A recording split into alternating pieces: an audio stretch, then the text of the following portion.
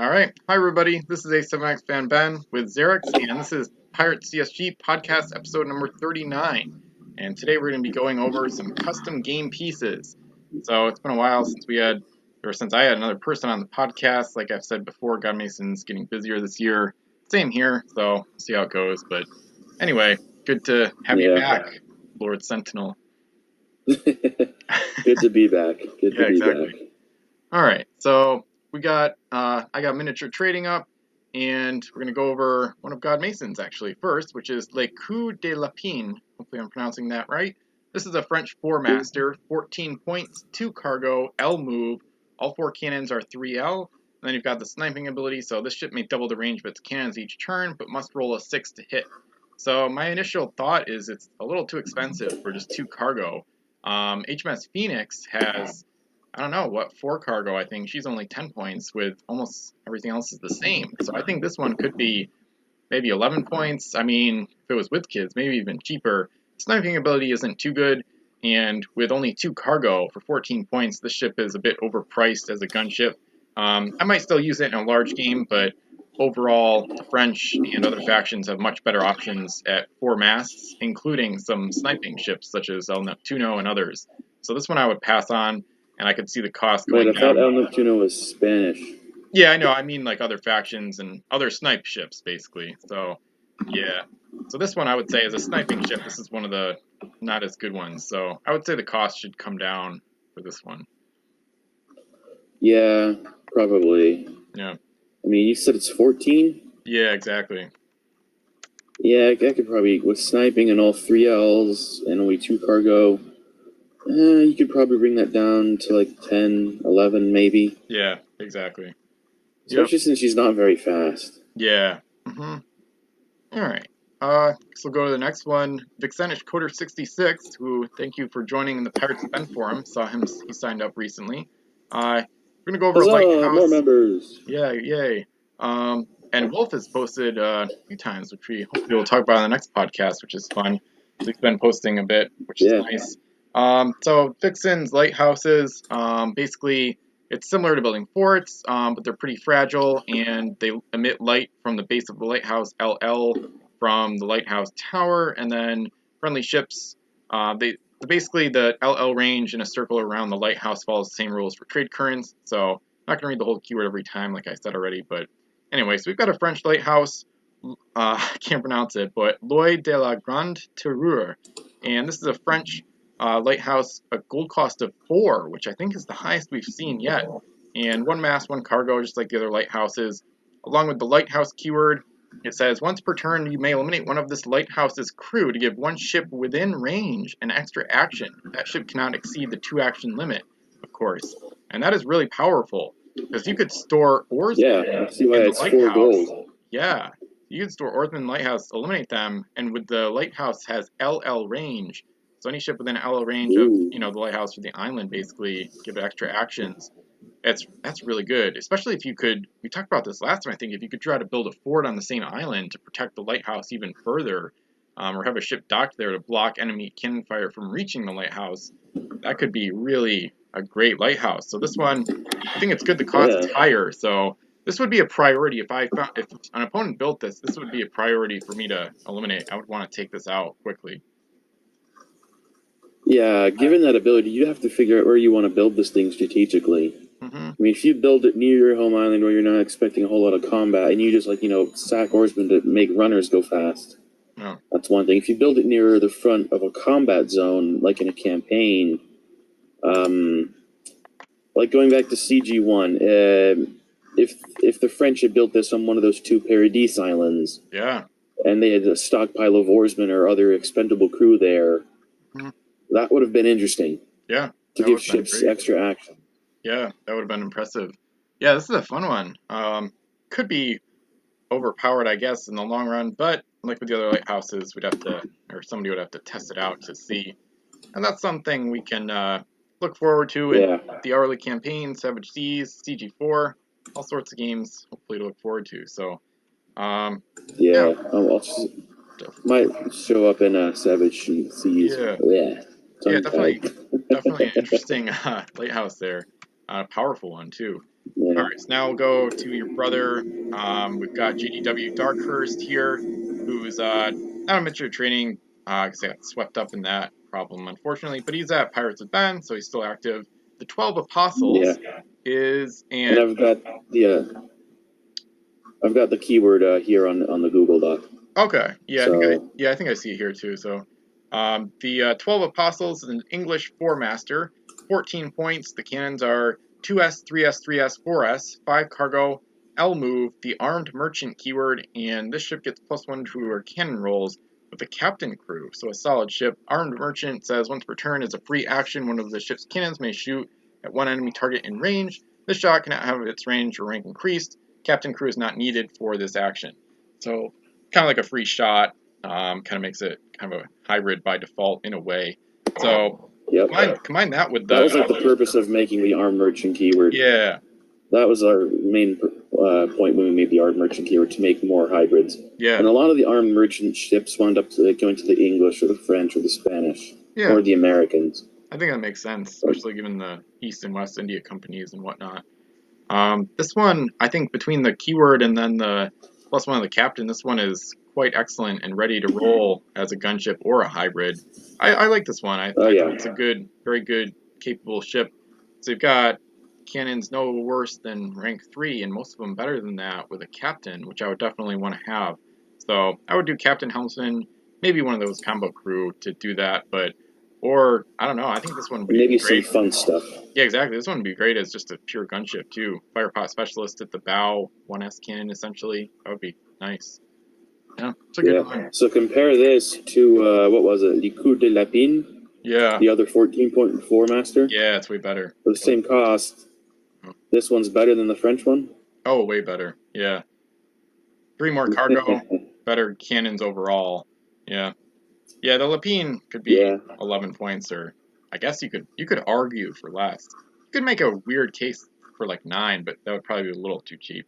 But yeah, most likely. Yeah, 12 Apostles is a good one, definitely. I like it. I like the ship. Okay. Alrighty, huzzah! He did good. Yep. All right. Let me figure out. All right, so I'm just gonna move this to the top, because now we're moving into a different set. So go to a spreadsheet, and we've got Alcazador's Rise of the Moon Sorcerer. If you have it up, you could read Albatross if you want. Yeah, sure. All right, I'll read Albatross. Let's see. For 14 points, we get a 3-mast jib with 4 cargo, cannons of 2L, 2S, 4L, a base move of Esposel, multiple links to Ikea Thompson, Finna Sellers, and V's Ingelbard. Alright, and the ability of the ship. Once per turn, one ship or crew with an S of this ship can't use its ability that turn. The flavor text reads... V's small ship is small and fast, capable of surprising larger opponents. This bringer of bad luck currently wanders the Spanish main in search of an ancient treasure. So built-in canceling to a pirate ship that's pretty quick and with a lot of cargo. Yeah. Cannons are more or less alright. Yeah. This is a nice one. Yeah, it's another 14-pointer. Pretty darn good, yeah. I'm thinking about comparisons, like the Ghostwalker is probably worse. So I wouldn't mind seeing this at like 16. I don't know. Yeah, 16, 15 maybe. Yeah. I'm not... Who are the crew? Yeah, that link to this. Yeah, might as well look at those. That one might finish up the sex, and we've got 3 more to go over, so... Alright. Alright, let's just go order of introduction. So, Ikea Thompson, I think that's a she. Yeah, looks like it. Alright, so down here for 5 points, you get Helmsman and Secret Hold. In addition to this ship gets +1 to her cannon rolls against the Cursed, with links to the Albatross, Finna Sellers, and V's Ingelbard. Flavor text reads, Ikea Thompson joined V's crew shortly after he obtained the Albatross. She loves treasure but hates encounters with the Cursed, which either spook her or cause her to fly into a blind rage. While she would prefer to chase galleons, V's headhunt intrigues her. So 5 points for Helmsman and Secret Hold with a faction-specific cannon bonus. Okay with yeah, I know she's pirate, but I'm not sure if 5 points is still worth all that, even though that a +1 to a specific faction cannon bonus is. Yeah. There's a discount happening here somewhere because Helmsman is 2 and Secret Hold is like usually 2, maybe 3. Yeah, exactly. Yeah. Yeah, it's worth 2, I guess, but you could make a case for 3. I think 2 works. And yeah, the curse aren't too competitive. I'm okay at 5. Any less would be bad, but it's all right. Yeah, she's solid crew. So I mean, looks like they all link to each other, not just the Albatross. So you could go pretty crazy with links, even if they're not on the Albatross. She would work decently on the Albatross. And as it's costed right now, it looks like they could all fit on the Albatross. I didn't even think of that, but yeah, you're right. 13 total. Yeah, and one of them is a captain, so that works. That's a good idea. So you've got looking at all that, you'd get a captain, a helmsman, Secret Hold. It'd be hard to get it looks hybrid, like a reroll. Yeah, second chance is reroll. Yeah, yeah. It'd be a solid That makes combo. okay with the Albatross with her linked crew goes from pretty good to probably very good. Yeah. Yeah, you might end up wasting one or more of the abilities if you used all of them, because you might not need the crew of any nationality. Yeah, and then eventually the links kind of become redundant or run out, or like you can't get all of them, like to not to add +1. I don't think it's weird how it works, but like Secret Hold you might waste because eventually you'll run low on cargo. But I guess she could work decently on the Albatross. You'd want to captain that ship, so I think a good combo would be Vise. I guess I'll just read it before I confuse people. Vise Engelbard is 5 points. He's got captain and crew of any nationality can use their abilities aboard this ship. So he also links to Albatross, Aka, and Fina, who we're going over now. This kind of like a quadruple combo. 1 crew, or 1 ship, 3 crew. Still pirate, of course. Once a cabin boy on an English privateer, Vise Engelbard eventually came to captain his own vessel alongside his blue rogues. The lucrative attacks on Spanish treasure fleets have kept him in the Spanish Main, where he met an Aztec girl warning of coming destruction. Ever one for adventure, Vise rounded up his crew and sailed in search of the head of Coyolxauhqui to keep it from Spanish and cursed hands. So, getting back to my point, and there's certainly a great story here. We just have limited time and can't go over all the text on one episode. But I'm really glad he made this set, though. It all came from the Moon Source. Or some, flattered that he made a set based on starting from my customs. But anyway, the Vise and Aka combined on the Albatross would work pretty well, because then you'd have Captain, Helmsman, Secret Hold, and some other stuff. And I guess if you linked it correctly, I guess you'd still have 4 cargo. So you could have a nice hybrid, a very good hybrid. So for 24 points. So yeah, it's a good combo. And then finishing up, the canceling on the Albatross. Yeah, exactly. And then finishing up, Fina Sellers is a 3-point crew linked to Aka, Vise, and the Albatross.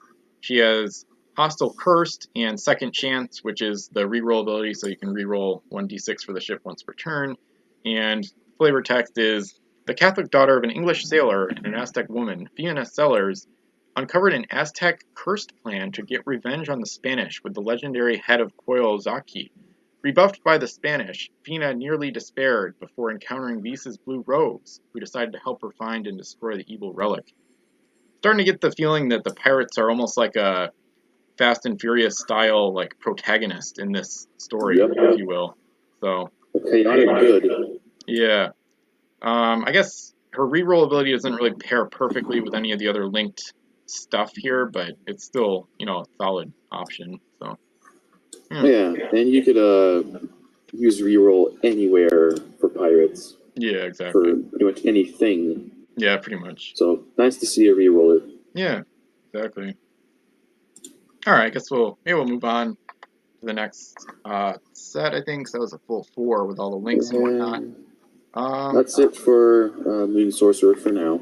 Yeah. I really like the story that's going on here. Yeah, I'm glad you did flavor text for all of it. It's cool. Yeah. All right. I've tried to do similar things through mine, but not as successful because I haven't, like, gotten all the flavor text finished all at once for everything. Yeah, pretty much same I here. think the pirates do here, though, in Fiends. Yeah, I think my set has, like, I don't know, probably at least 75% flavor text done. A lot of them are more, some of the more recent stuff doesn't have it, but mine is, like, so huge, though, that there's, like, a lot of stuff that doesn't relate to each other, but then a lot of stuff that does, and it's just this, like, massive, grand, epic mess of weirdness, but Yeah, anyway. I actually went and I added to Spherus Magna over the weekend. I added, like, some forts because I realized the Ionics didn't have any forts. I'm like, okay, gotta fix that. So I gave him, like, an additional 5 forts to make them competitive with, like, everyone, including, like, the various custom stuff that all the factions have. Yeah, yeah. I'm not sure if I'll post them onto Pirates of Ben, the forts, but I don't know. I might just have to make you wait until I release the spreadsheet. Yeah. All right. So now we'll return to Pirates of the Epic Seas, which is my personal custom set.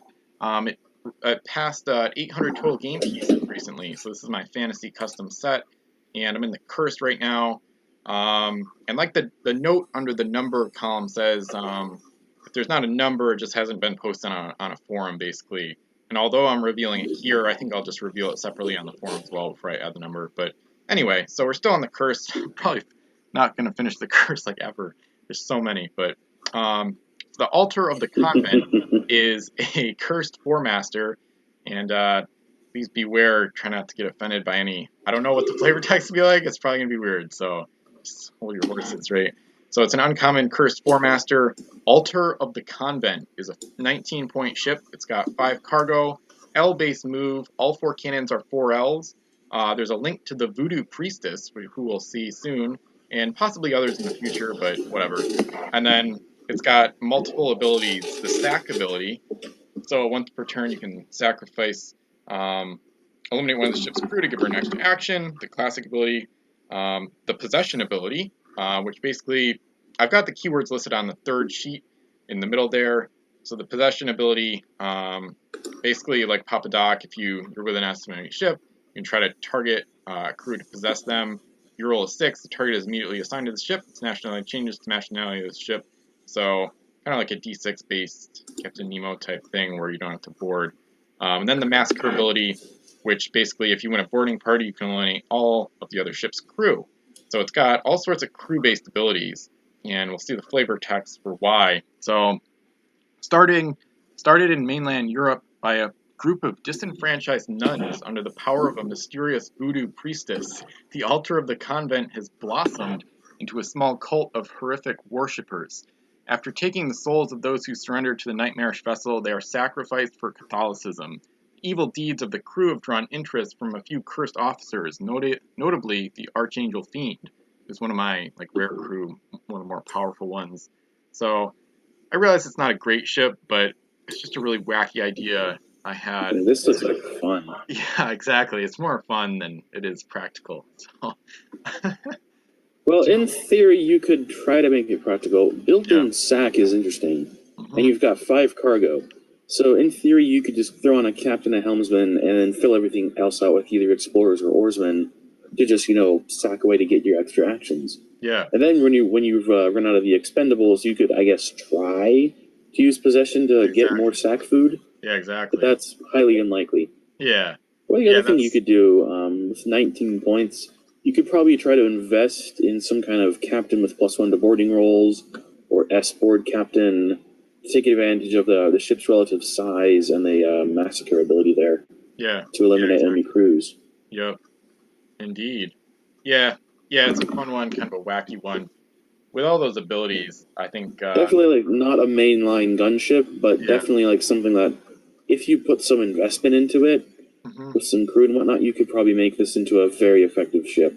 Yeah. But you'd have to invest into it, and that would put the total cost 30 plus. Probably somewhere around 40 points. Yeah, 30 plus at least. Yep. Yeah, it's kind of a gimmicky, kind of a freaky ship. Kind of scary, but not maybe that great. So, yeah, and with all the abilities, I think WizKids would have priced this even more because they overpriced Possession and Massacre. they priced those at like 8 and 7 respectively. So if they did the ship, it'd be like 30 or something. It'd be totally useless. Or they'd have left sack off of it. Yeah, exactly. But then they underpriced that one, so they totally messed it up. It's crazy. The craziest thing that makes me think about, get a little off topic, but if sack and possession reversed costs, that would actually be better. If sack was 8 and possession was 2, that actually makes more sense. Like, that's how bad they messed it up. Like, it's crazy. Yeah. Alright, so we'll go to the Voodoo Priestess. I don't know if you've found her yet. I just used the search function. It's under column 147. If you want to read it, you can. Or I get way down there. Hang on. 147? Yep. Yeah, 147. There she is. Oh, that's weird. Alright, Voodoo Priestess. And there's artwork, but I'm not going to look at it. Okay. 7 points. You might have to. I might have to? Yeah, I think you should check it out. See if I can figure out how to do that. Oh yeah, just go in the note and then highlight the whole thing, copy paste it, and then in a new tab you can see the paste the URL. Oh, okay. Yeah. So. Alright, okay, so you found a picture of him, okay, that's cool. Yeah. I saw this picture, I was just like, oh my god. This is perfect. Yeah.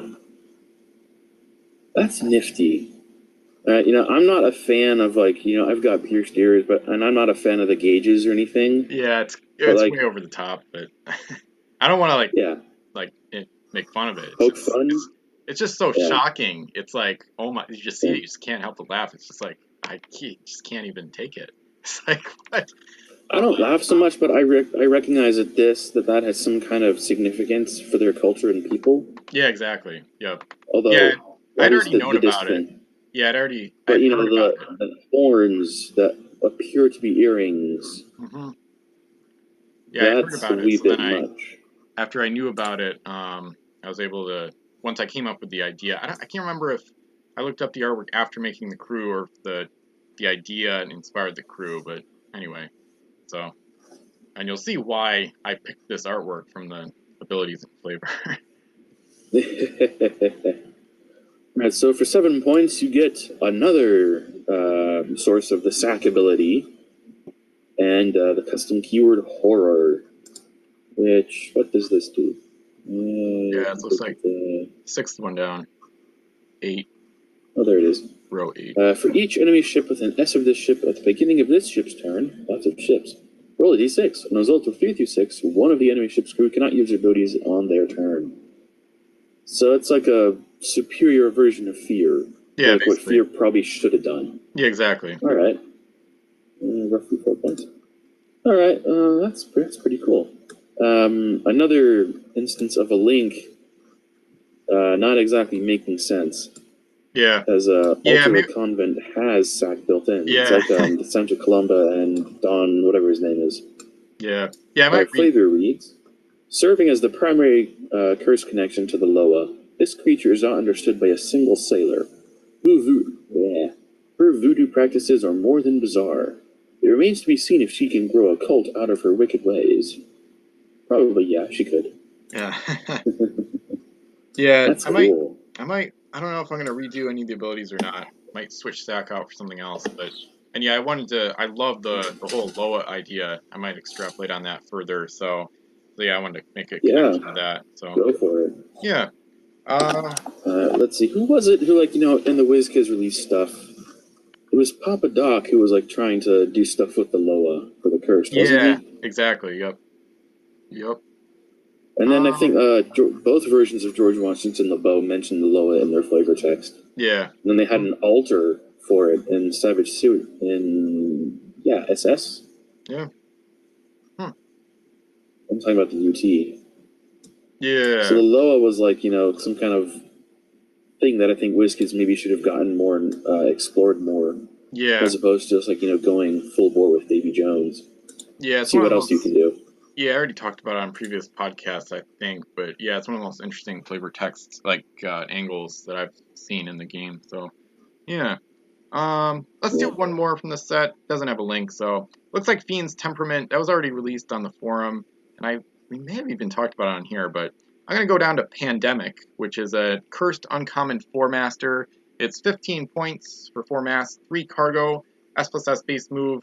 All 4 cannons are 3L, and it has the sniping ability, which we saw earlier, so you can double the range of the cannons, but have to roll a 6 to hit. And then crew killing is just the somewhat typical shorthand for the elimination ability. Once per turn, when the ship hits an enemy ship, also eliminate 1 crew from that ship. So just a, one of the basic, cheap but good combat abilities. And the flavor says, this ship shoots a strain of the bubonic plague held in stink pots. Not wanting to infect their own, extra gunpowder is used to propel the shots an extra distance, bringing disease upon enemies from afar. So, and this one is kind of conveniently similar to the coup de Lapine or whatever that we saw from God Mason. So this one is much better though, and I think the cost is probably fair. But, yeah. Yeah, that extra little crew killing, in addition to the, I think, faster speed and better cargo.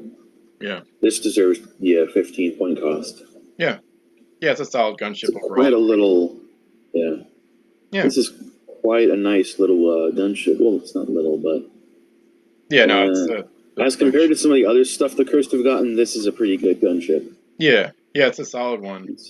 I think I would maybe even try to do equipment and do fire shot or grape shot with the sniping. Oh yeah, that'd be solid. Another thing, I might just I've discovered that double shot is really nice. So I'd just, Captain, Helmsman, Oarsman, double shot. And there, be done with it.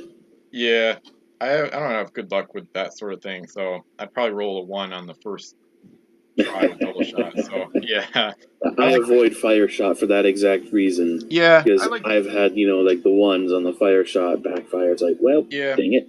I have double shot. You roll a 1, it doesn't backfire nearly as badly. Yeah, true. I mean, you lose a mast, I think, but you're not set on fire. Yeah.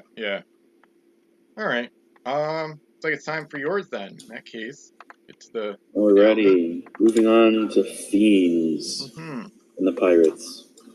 Earlier when I was talking about flavor text, the Pirates look like they've got all of theirs in Fiends, because I'm pretty sure that there are a few factions in Fiends that didn't get all their flavor text.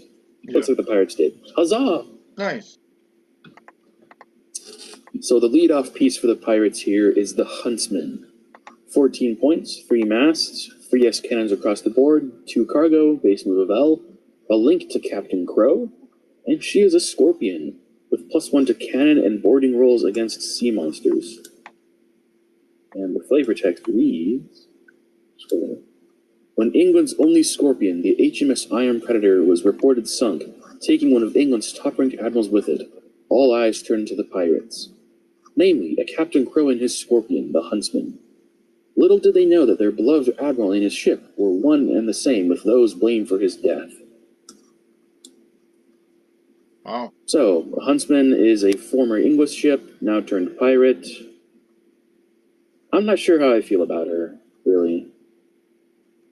I feel the cargo is a little low, and I'm not fond of the 3S cannons. Other than that, I kind of like her. Yeah, it's a little... Yeah, L movement with all 3S cannons is like a boring formula for me, but it's not like no ship should have that. It's just the typical... That's the stuff I don't like as much, but yeah, I think you could afford 3 cargo without increasing the cost, and I'm glad it's not a totally WizKids ability. The last one, it's cannon and boarding, not just boarding, so I do like that aspect of it as well. I'm happy about that. So it's cool. Overall, it's decent. Well, the overall idea, I think, when JW and I designed this, was that Captain Crow spends his time hunting sea monsters. Or stuff like that. Nice. Yeah, it looks like it. I guess I'll read him. This is a good segue.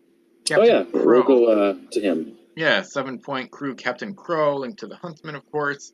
Hostile Cursed, Captain ability, and the ship may shoot at submerged targets within S of her.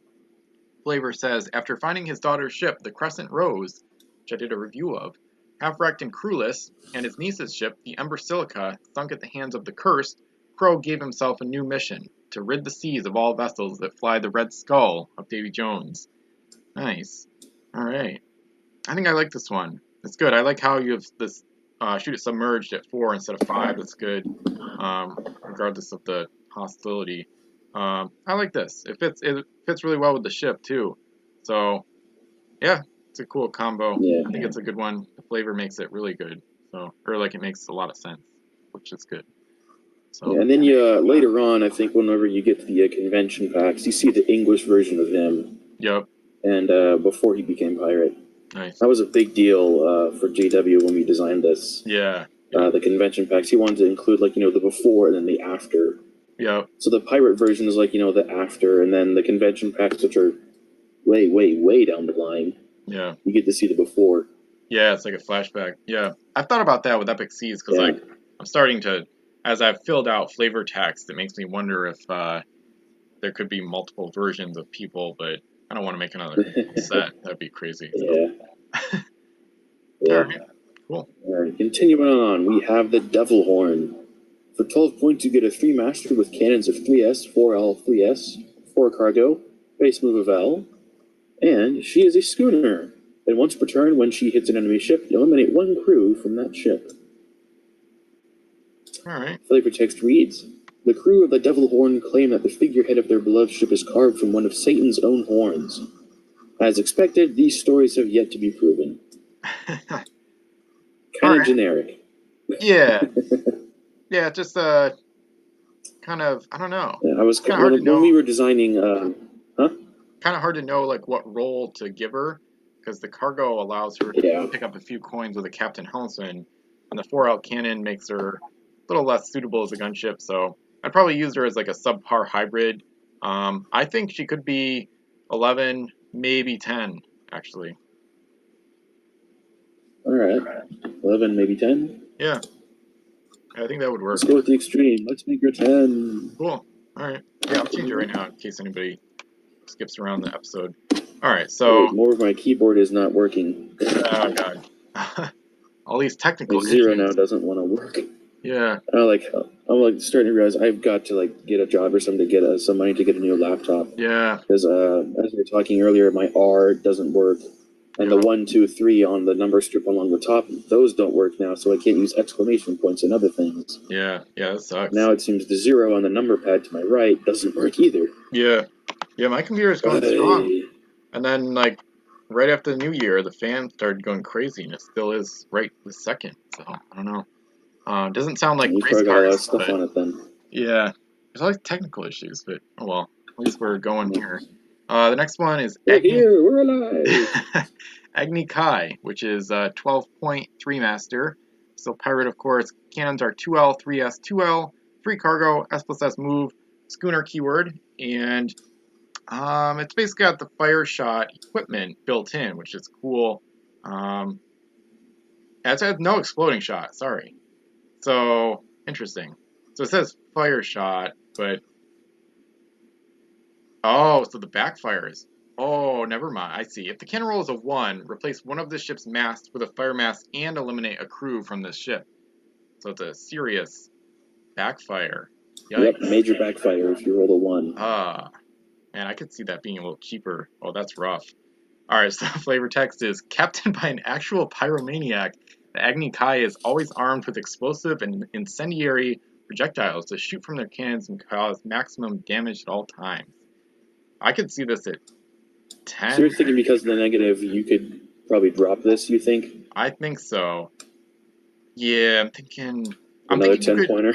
Yeah, you don't have to shoot the fire shot, so you could avoid it completely. But in that case, it's almost like becomes more generic.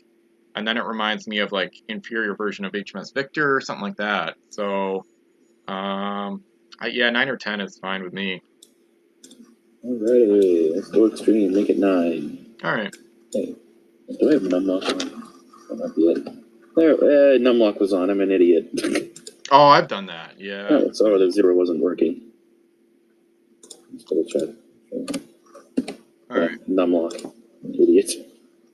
It's alright. Alright. Moving on to the next one here, we have the Broken Oath. For 11 points, you have 3 masts, 4S, 2L, and 5S, with 4 cargo, S+S movement. She is a junk, and she's a ghost ship. Flavor text reads, "Some say that the souls of traitors are trapped forever on this ship. Captain Belgrade does little to discourage these rumors." Huh. Kind of a hybrid-y thing. Yeah, it's a little funky, but or cool. Like an expensive gold runner. That's what I would do, yeah. Yeah, the 2L's not quite enough for me to want to put a captain on for the cargo. Maybe if I had 5 cargo, I'd want to do a captain, but yeah, kind of expensive gold runner. Yeah, it's kind of like the French Le Loup Garou, or is this much better just because it's pirate? I think it's better because it's cheaper and with more cargo, but I don't know. It's a little funky, but it's cool. It's not really like anything I've seen, so that's good, I think.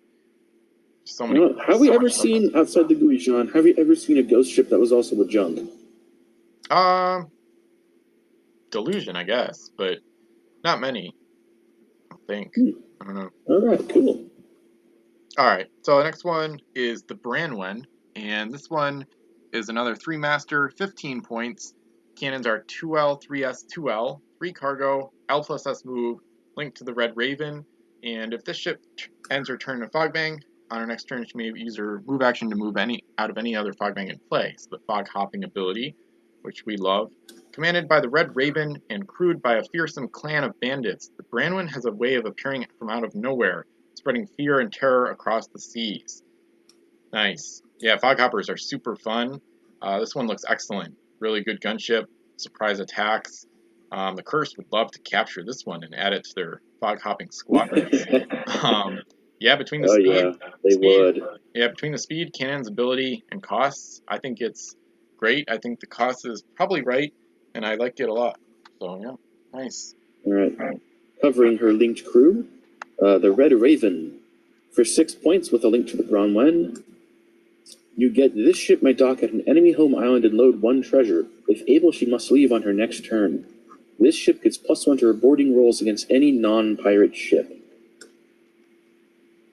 Flavor reads, "Sister of the feared Captain Crow, Raven is wanted at almost every known port city in the Spanish Main, along the Barbary coast and even in the South China Seas. Her unnatural ability to appear and disappear at will is probably the only thing keeping her and her crew alive." So it seems piracy isn't a family business. Yeah. Wow. At least for these souls. Yeah. So this, on her linked ship, got a fog-hopping home island raider. Yeah. That sounds like fun. Yeah, definitely. I feel like she could be cheaper. Home island rating, well, I don't know. I mean, 4 is okay. I think 3 is reasonable for that because it's such a tough thing to pull off and it's risky. And the +1 in boarding rolls, is 2 is fine. So you're thinking 6 could come down to like 4 or 5? I think 5 would be fine, yeah. 4 would be a little too cheap, I guess. Yeah. Alright then, 5 points it is. Yeah, it's a good crew though. Amendments made. Alright.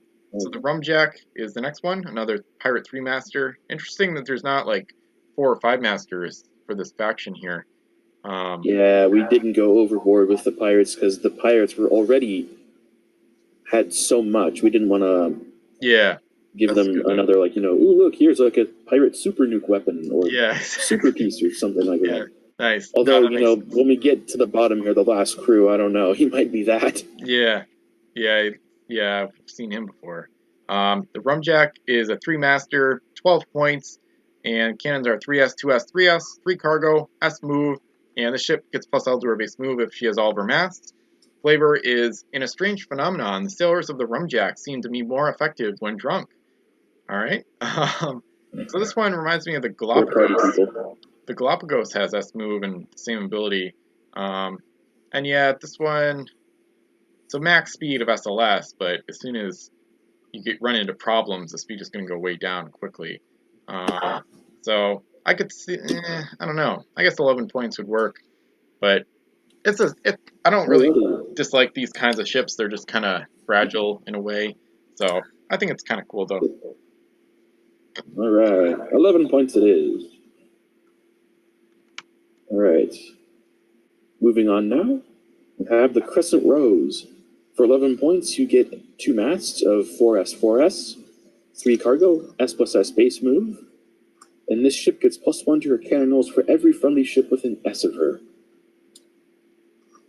Flavor text reads, once captained by Crow's own daughter, Crescent Rose is found half-sunk and crewless with the red skull of Davy Jones painted on the mainsail. Now mostly rehabilitated, it is a constant reminder of what the cursed have stolen from Captain Crow. Huh. So you've got the ability of the El Grande, yeah, but for at least half the cost on a ship that's a fraction of the size. Yeah, it's just a tough ability to use too effectively. Like, ideally, it could be an okay support gunship in, like, a crowded battlefield, but I think that ability doesn't strike me as very good on small ships at all, though. So I think it could come down to, like, 8 or something. I don't think it's a very effective ship, honestly. Alrighty then, going down to 8. Oh, that one doesn't work. There we go. I mean...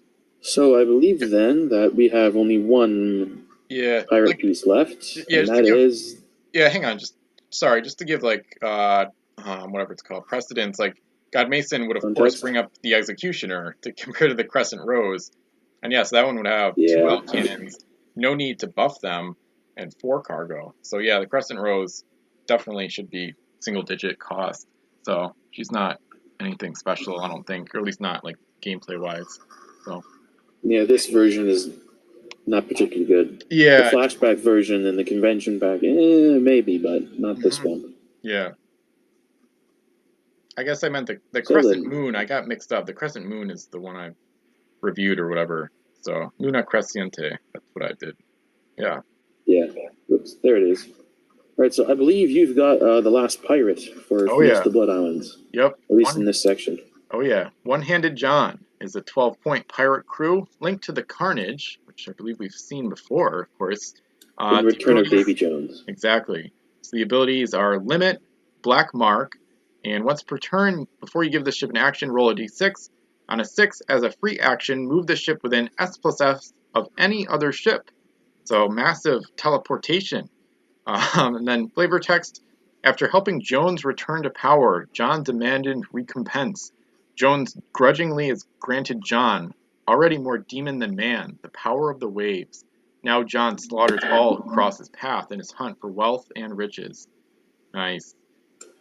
Huh, that's tough to judge because I've never used that, of course. It strikes me as potentially problematic because teleporting, we know from other stuff, it can get really rough, kind of OP. But, I mean, the cost is massive, and he doesn't really have anything else going on. I mean, Black Mark matters, but it's not really a high-price ability or anything. So, I guess the cost is so high that I guess it would be fine for playtesting. I guess it might be one of those abilities where there's no real cost that, like, is fair, but I don't know, though. I'd have to play it, though, to really say that. So I think it's good to try it out at least. So my thought process when I was making him was I was trying to put Hidden Cove on a crew and figure out a way to make that work. Yeah, that's rough. Yeah, I didn't want it to be like 2 close to enemy ships we could immediately start shooting. So it's S+S as opposed to within S of any other ship. Yeah. Huh. Yeah, so you have to roll a 6, but then, pretty much any ship is going to be able to shoot, though, pretty much right away, because you can just move and shoot the captain, so that's tough. I don't know, that's a tough one. It's just, it might run into the problem where, like, that 1/6 could determine the game, which is not something that's fun for anybody, so I don't know. That's the other reason I gave him Limit, too. Yeah. I didn't want you to be able to use him with anyone like Davy Jones, who had it, like, the Emperor Blackheart or Jones. Yeah. Or the 0+5ers. Yep. Yeah, that's good at least. Alright. Yeah, I guess playtesting required for him, especially. Yeah. Alright, cool. Maybe the hourly campaign will see him. Yeah, maybe. Alright. Who knows? So, yeah, that pretty much wraps it up. So, thanks for listening to this episode. This was number 39 in the Pirate CSG podcast. I don't know about a challenge. I don't know if I did that last episode, a solo episode. Basically, the concept is I issue like a challenge at the end of each episode in addition to the question of the day. Last time I talked about like playing 20-point games, so my challenge was to anybody listening to play their next game of Pirates not at the 40-point build total, like just use like 20 points or 60 or whatever. So I guess the challenge would be to come up with a custom of your own, especially if you've never made one before. So, and if you have a challenge to issue as well, that's fine with me. So, but me, no, not really. That sounds fun. Sounds good. Let's get some more custom creators out there. Yeah, exactly. And then lastly, question of the day before I forget. Do you have a favorite custom game piece from this episode specifically? Feel free to let us know in the comments below. And do you enjoy the custom review episodes more or less than the other episodes? So hopefully people will answer. And thanks for listening, and we'll see you again for more Pirates content.